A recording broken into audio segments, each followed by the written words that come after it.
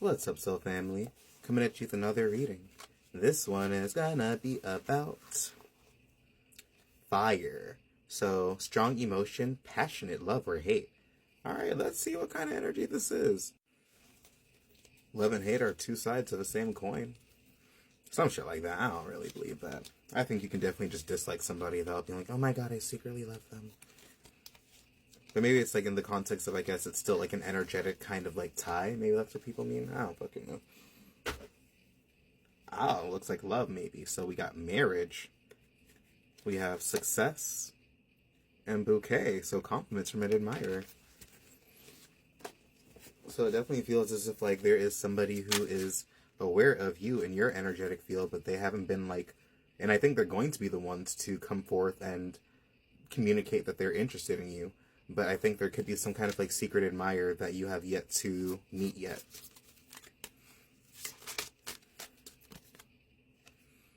And then with the Justice card. So I think whoever this is, then it's not going to be somebody who, it's like somebody who is rational, really intelligent, and really good at keeping things, especially like a King of Swords and the Justice card makes you think of somebody who is really fair.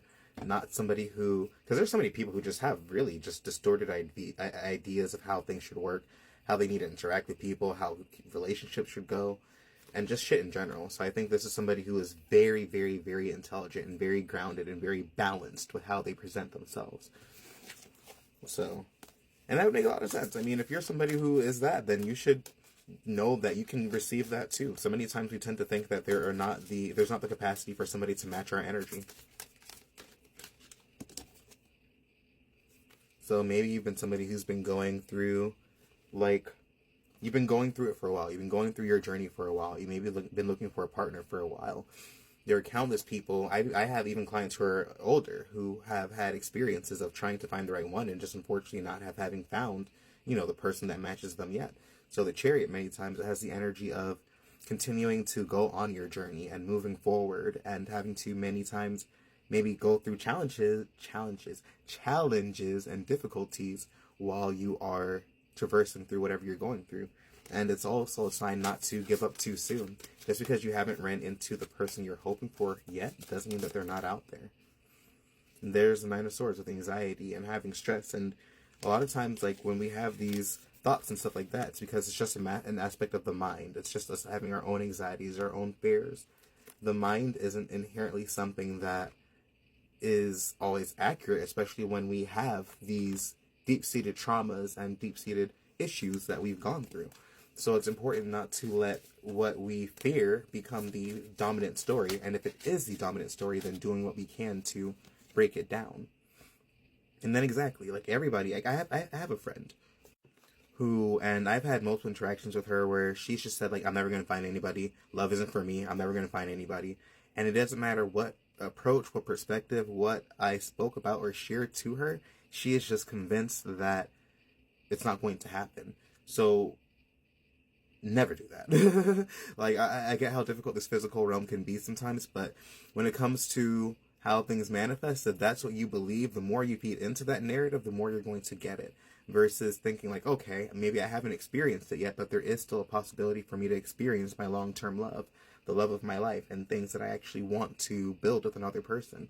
So there is somebody coming in, and maybe you're not aware of them, maybe you are. Maybe you know them, and maybe you're just not aware of how they feel. But I definitely say that this is somebody who there is great potential to build something with. So don't let any past experiences deny you the potential to experience something good. And then we have the King of Wands and then the Ten of Swords. So maybe you've gone through a lot of betrayal, or maybe you've just gone through like a recent ending, or maybe you've gone through something that was really difficult, and it's not easy for you to perceive the potential of something right now, which is perfectly fine. You don't necessarily have to right now. All you have to do is do what you can to heal, take a step back, and allow this King of Wands to come in. And sometimes that's what the energy of the King of Wands and King of Swords is. It's like a person who's going to step in and take charge and actually want to show you and give you everything that you've been desiring and wanting to actually prove to you that, they are going to be in your life in that healthy, positive way that you might be seeking.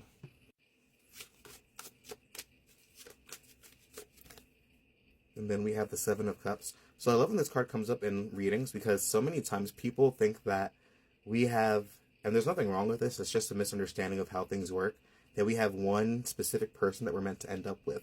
When in reality, we have countless different timelines where we end up with pretty much anybody we can think of. And it's always a matter of our own alignment with individuals and then the ability to get to that point. So sometimes, obviously, there's going to be times like where it's probably just better that we don't continue to try and force a connection because it could be toxic. It could be something that just doesn't necessarily go the way that is best for us. But if there are times like where you are kind of stuck between, well, I had a really good connection with this person and I had a really good connection with that person, maybe it's because it's a Seven of Cups energy where one timeline isn't necessarily better than the other. There's so many times where people tend to have doubts and wonder, like, what if they chose the other person? And the truth of the matter is, you just be living a different life. It doesn't mean that it's better. It doesn't mean that it's worse. It could just be equal in a different way. And so many times we just have to release the concept of there being one specific person and simply realizing that whoever we choose, especially if there is a good, solid connection and they manage to tick all of our boxes, there can be multiple people that tick all of your boxes and that actually connect to you on a deep, profound soul level. You can have more than one soulmate. Your soul incarnates as multiple beings, usually at a time, much less you being able to be on the same frequency as another individual. So there's nothing wrong with, of course, wondering what ifs, but it's also important to know that what ifs don't necessarily mean that it would have been better. It could have just been great, but different. Great, but different. It's like if you have two favorite artists, you like both of them a lot, but you like them for different reasons, and that's perfectly viable. And then on the bottom of the deck, we have the Knight of Wands. So I will always say, go after whatever you are passionate about, and go after like whatever lights you up. I think a lot of times, like we, in the human realm, we're taught to do the exact opposite and do what's practical, do what's gonna make us money, but follow your heart. If you are interested in somebody who isn't rich, then there's nothing wrong with that. If they're able to at least show up for you in the ways that matter most to you, then that's not inherently a deal breaker, or shouldn't be a deal breaker. Unless it is a deal breaker for you. Like, unless it is something that I wouldn't say desperately honest, unless it's something that you genuinely want out of a partner, which is like to have somebody who is wealthy and abundant, there's nothing wrong with that. When I say it shouldn't be a deal breaker, I mean in the context of like, if, you don't really care about it that much, and then if somebody else is trying to push that onto you as your deal breaker, then you don't have to accept that as yours. What you want out of a partner is what you want, and you don't have to explain that or explain that or justify that to anybody. So trust what you desire, go after it, and trust that you can receive it. Sometimes it might be a journey to get what you want, and a lot of the times that journey is becoming the person who knows that they can have it. And that journey is not always easy, but it's worth it if you want to live the life of your dreams. So I'm going to leave it on that. Peace and blessings, and I'll catch you guys in the next reading.